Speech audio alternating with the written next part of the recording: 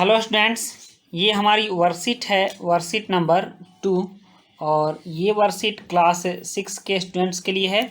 इस वर्कशीट में हम लोग हिंदी विषय को पढ़ेंगे और इसका चैप्टर है वह चिड़िया जो भाग दो। भाग 1 हम लोग पीछे के वर्कशीट में पढ़ चुके हैं। जिन लोगों ने नहीं देखा होगा, प्लेलिस्ट में जाकर 6ठे क्लास के हिंदी के वर्कशीट में आप उसे पढ़ सकते हैं, देख सकते हैं।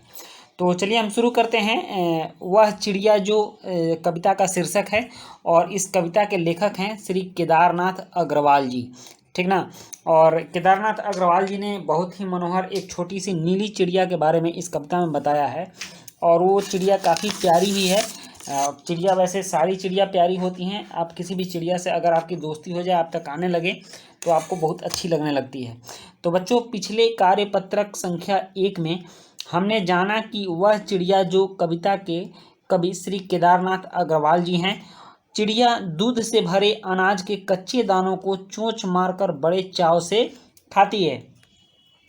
तो यहाँ कह रहा है कि दूध से भरे अनाज के कच्चे दानों को, कोई भी जो अनाज होता है बच्चों, ये जब छोटा होता है तो इसमें जो अनाज के दाने होते हैं वो रस भरे होते हैं, उनमें उजला उजला रस टाइप का होता है, उसको हम लोग दूध कहते हैं, ठीक ना। तो वहीं अनाज का दाना दूध जैसा लगता है। आप कभी कच्ची धान की बाली को देखोगे तो वो दूध जैसा होता है, गेहूं की बाली को देखोगे तो उसमें से भी दूध निकलता है। तो अपने चोंच से चिड़िया के जो मुंह होते हैं, ये वाला जो भाग होता है चिड़िया का, ठीक ना, तो इसको हम लोग चोंच कहते हैं, ठीक ना। तो इस चोंच से वो चिड़िया बड़े चाव से कच्चे दानों के दूध से भरे कच्चे अनाज के दानों को खाती है। चिड़िया बहुत छोटी है, कच्चे दानों को खाकर संतुष्ट हो जाती है। मतलब उसका पेट बहुत छोटा है, 2-4 दाने खाकर ही उसका पेट भर जाता है। और नीले पंखों वाली चिड़िया गाती भी बहुत सुंदर है। आप देखेंगे तो कभी कभी नीले पंख वाली छोटी चिड़िया होती है, वो बहुत ज़्यादा बड़ी नहीं होती है, अगर आपने देखा होगा तो अंगूठे के आकार की होती है। और वो चिड़िया बहुत अच्छा गाती है और बुलबुल जैसा गाती है, वो बुलबुल जैसा दिखती भी है। तो ये चिड़िया गाती भी बहुत सुंदर है और उसे जंगल में से बहुत लगाव है, वो जंगल में रहना चाहती है। तो आओ अब जाने की चिड़िया और क्या क्या कहना चाहती है, इस कविता का हम पाठ करें और उसको समझें।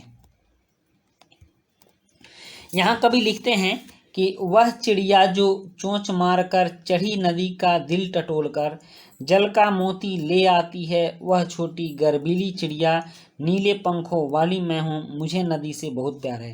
कह रहे हैं, पक्षी कह रहे कि वह जो चिड़िया चोंच मारकर और नदी में जाकर नदी के जल, मोती जैसे नदी के जल को अपने चोंच में उठा करके लाती है, वो उस पर मुझे गर्व है। चिड़िया कह रही कि मुझे उस पर गर्व है, मैं नीले पंखों वाली हूँ, मुझे नदी से बहुत प्यार है। तो इसका भावार्थ समझ लेते हैं। इसका भावार्थ है कि कवि कह रहे हैं कि चिड़िया बहुत ही निडर है, वह चढ़ी नदी का दिल टटोल कर, मतलब कि नदी के पानी में से बीच नदी से अपने चोंच में जल की बूंदें ले आती हैं और नीले पंखों वाली छोटी चिड़िया को अपने पर गर्व है कि इतना बड़ा काम वो कर लेती है और अपना काम, सारा काम वो खुद से ही करती है। हमें चिड़िया की तरह निडर बनना चाहिए। जिस प्रकार चिड़िया को अपने पर विश्वास है, उसका आत्मविश्वास है कि मैं बीच नदी से जल उठा के लाऊंगी, ठीक, उसी प्रकार हमें भी अपने पर विश्वास रखना चाहिए और हमें भी अपने सारे कार्य खुद से ही करने चाहिए। तो ये उस कविता का भावार्थ हुआ। अब इस प्रश्न को देखते हैं। इसमें पहला प्रश्न है कि बताइए कि नीले पंखों वाली छोटी चिड़िया को अपने पर क्यों गर्व है। और दूसरा प्रश्न है, अगर आप चिड़िया होते तो क्या क्या करते, लिखिए। प्रश्न 3 है, बताइए कि हम पक्षियों के लिए क्या क्या कर सकते हैं।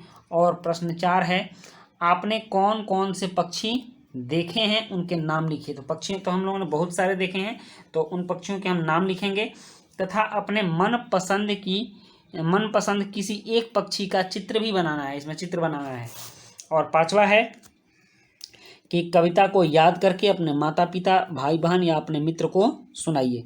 तो चलिए अब हम लोग कविता के प्रश्नों का उत्तर लिखते हैं।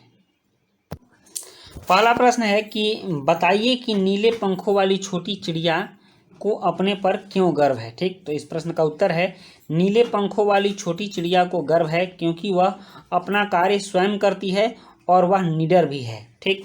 और दूसरा प्रश्न है यहाँ पर कि हाँ, अगर आप चिड़िया होते तो क्या क्या करते, लिखिए। तो इसका उत्तर है, अगर मैं चिड़िया होता, या लड़की लिखेगी होती, तो खुले आसमान में उड़ता, नदियों, पहाड़ों और जंगलों में उड़कर खूब मज़े करता।